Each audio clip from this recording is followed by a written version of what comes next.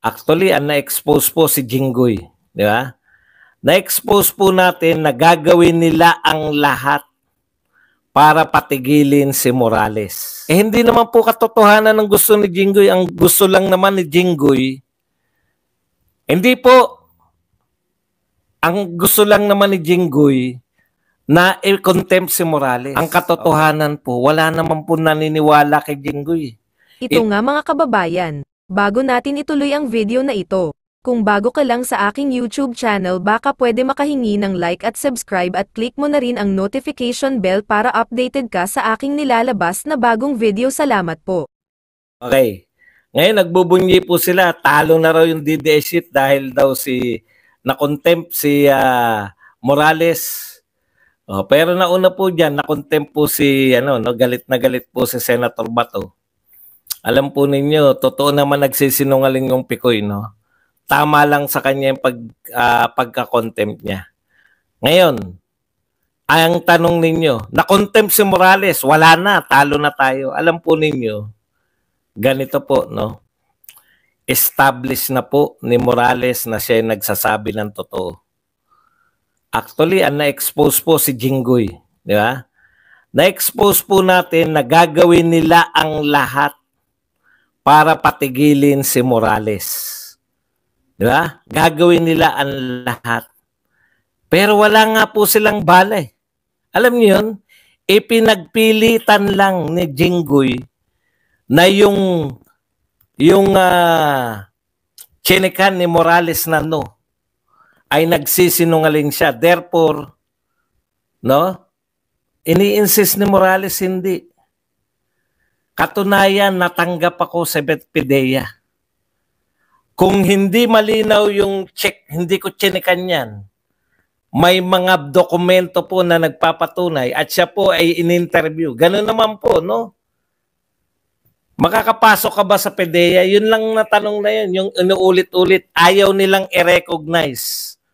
Ayaw nilang i-recognize yung sinasabi ni Morales na hindi ka makakapasok ng PDEA kung hindi mo na-clear. Paulit-ulit si Morales eh. Tinatanong ni Jinggoy, nag-ano ka ba?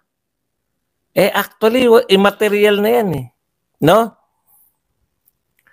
Ang katotohanan, Senator Jinggoy na ngayon ay majority floor leader, ang katotohanan, si Morales ay naging PDEA agent.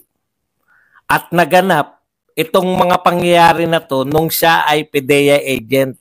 Hindi yan naganap na iimbestigahan niya yung punot dulo ng PDEA leaks na sinasabi ni Chairman Bato na totoo yung PDEA leaks ay mula nung natanggap si Morales, hindi yung bago siya matanggap. Ang immaterial dyan sa pinag-uusapan, yung nung nag-a-apply ba si Morales, alam niyo po, natural. Kung applicant ka, di ba? Natural. Ngayon, kung talagang hihigpitan ninyo, ipatawag nyo yung nag-hire kay Morales. Paano na ilusot yan? Patay na ba lahat nung nag-hire kay Morales? Di ba? Napakasimple kung yung katotohanan po ang gusto nyong marinig.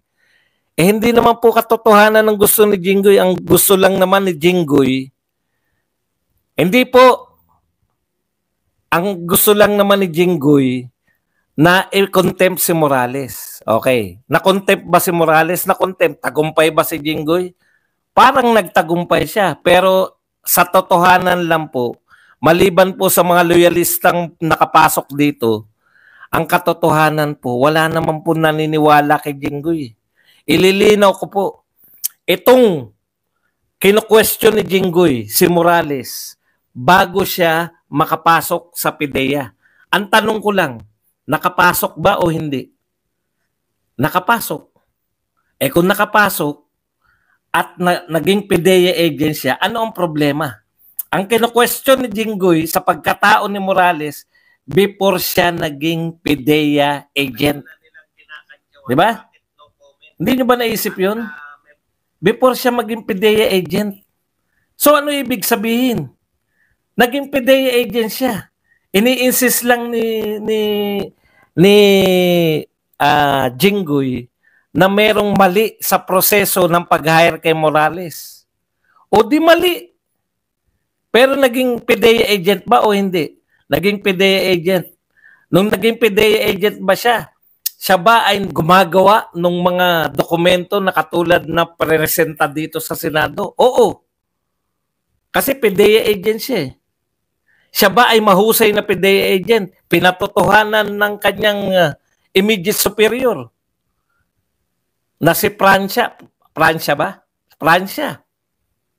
Oh, anong koneksyon ng before ka maging PDEA agent? Parang ganito yan. Nung ako ay halimbawa ikaw, bago ka mag-asawa, ikaw ay manginginom, ang dami mong babae, sugarol. Pero nung nag-asawa ka, tumino ka. Saan susukatin yung pagiging asawa mo? Nung before, nung binata ka pa? Nung ugali mo nung binata ka o nung may asawa ka?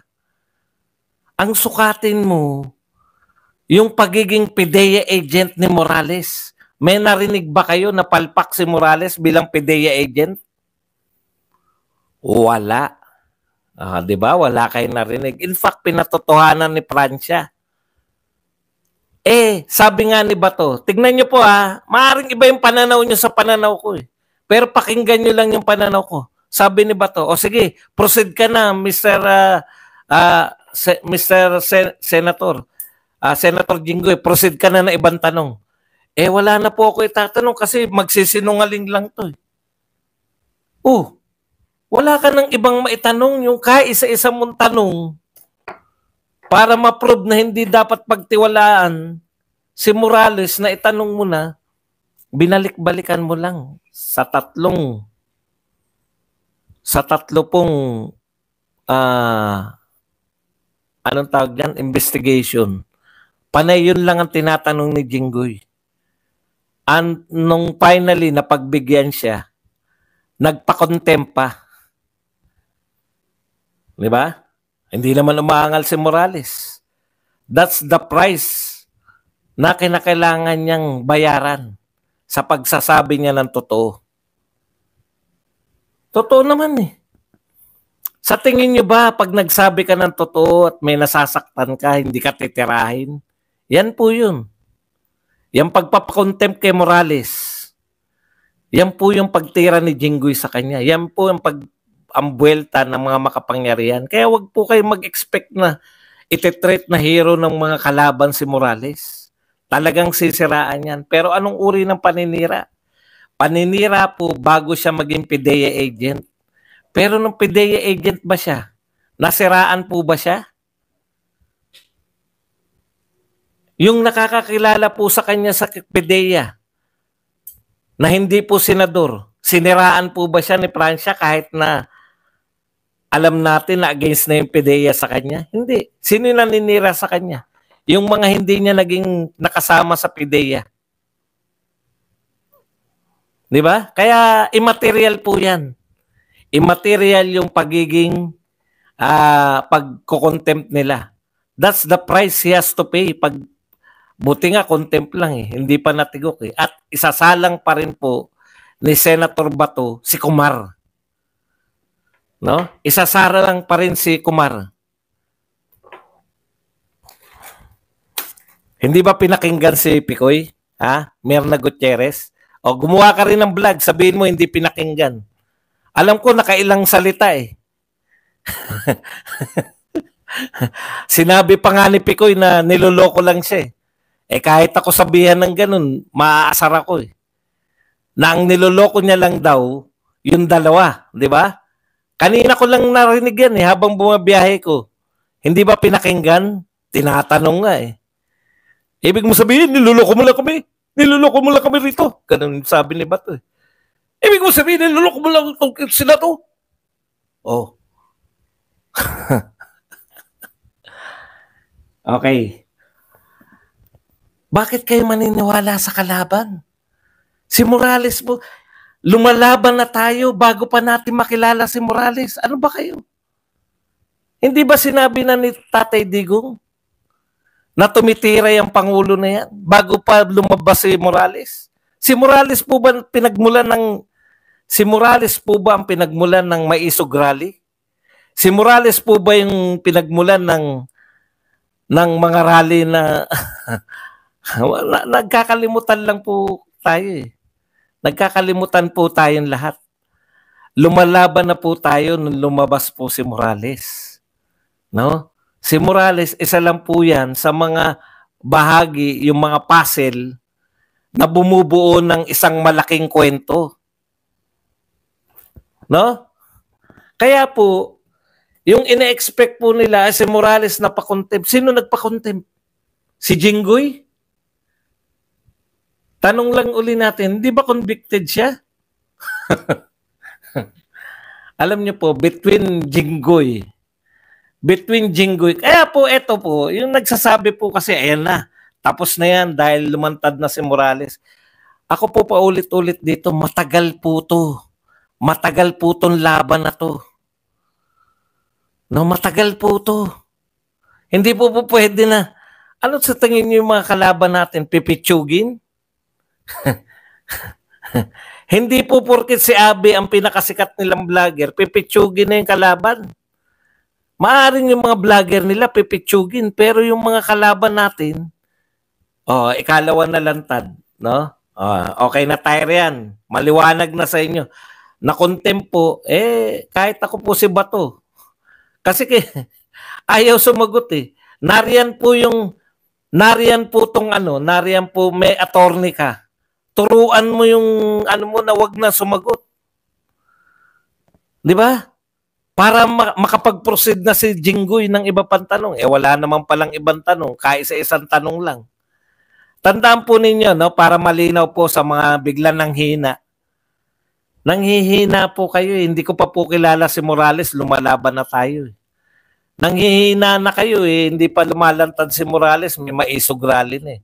Nakakadalawang Maisog Rally na tayo nung lumabas yung Morales. Hindi po si Morales yung punot dulo ng ating pakikipaglaban.